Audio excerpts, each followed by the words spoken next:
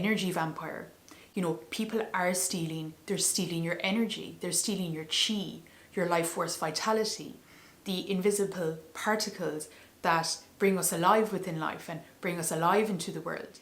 Hey guys, how's it going? Welcome to Going Dotty. I'm Trace Egan, and in today's video within the Ego series, we're going to be looking at what some of the mechanics of how they affect our space. So let's get into it.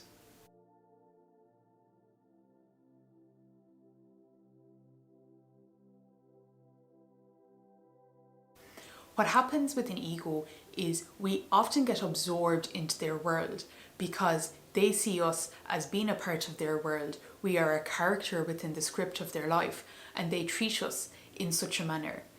And when the inner eye perception of an ego is stronger, when they have a stronger sense of conviction of what is going on, when they hold on to their reality with this real solidity, whereas in contrast, we're on a very, or can be, on a very shaky mental platform, unaware of what's really going on. That's one of the mechanical systems of how the ego is successful. The ego is essentially preying on a weakness that it has enforced into your system. And you spin and get fed into their system, which removes you from your own. So if we consider energy bodies, the ego has its own energy body, and you have your own energy body. But the ego is outsourcing its energetic system and spooling that off you. And while we are lost to these kind of dynamics, when we are not empowered and sovereign within our own selves on an energetic level, when we're not able to mentally understand structurally what's going on, and when we don't have a sense of sovereignty and inner authority to enforce our boundaries, to have boundaries, and to have a positive mental frame of reference, we do indeed lose our life force vitality to the ego. So an awful lot of this can be described or defined by the term like energy vampire. You know, people are stealing, they're stealing your energy, they're stealing your chi, your life force vitality, the invisible particles that bring us alive within life and bring us alive into the world.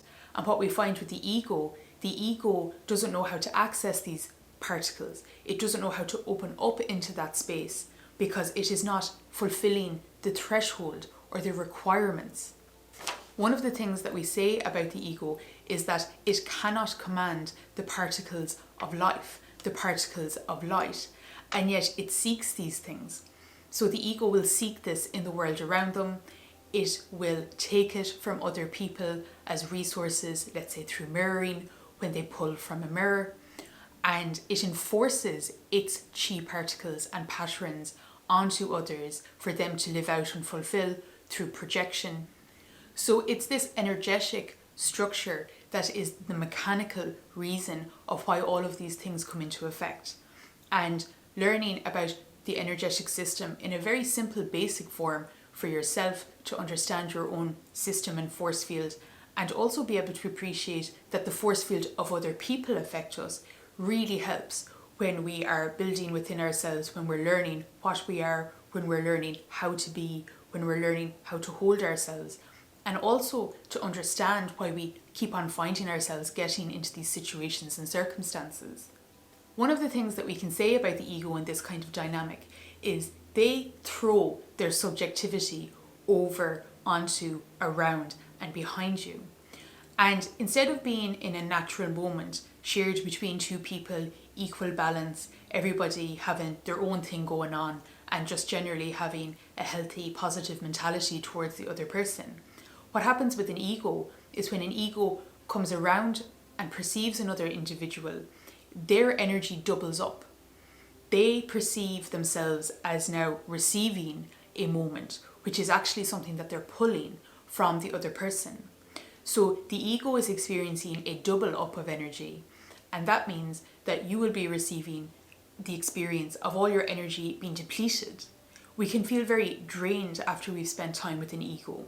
We can wonder, where are we? Where did my resources go? Where did my mood? I was in a nice flow, I was in a good space, I had a nice vibrational pattern going on, and all of a sudden it disappears. But in the external, we can also see that this very much affects us within our aura and our energy field. As mentioned, we might experience that because we're wondering, where did our good energy go? We were in a good mood, now it's gone.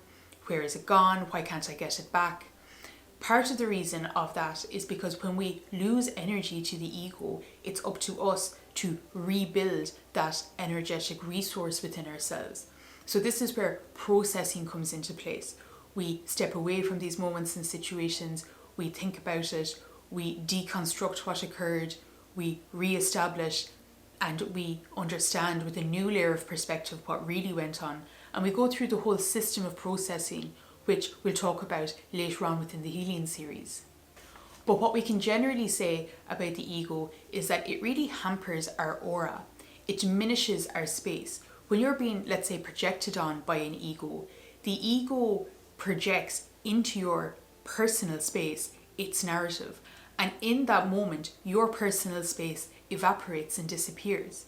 And it can be very confusing an experience to understand and to catch it in real time as well. But it simply washes us out and we can't move because we don't have access to our own natural space. And the ego doesn't really provide any space for us to move in either. The ego is only holding expectation when it is projecting on somebody else. So you can really feel like you're operating within this void, you're not sure what's going on, you're not sure what's happened. And this is one of the reasons why learning about this kind of stuff can really be very beneficial when it's needed.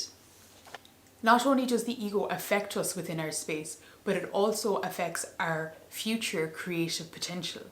You know, if we don't have our own energy to work with and build on, then we don't have that energy later on when we need it.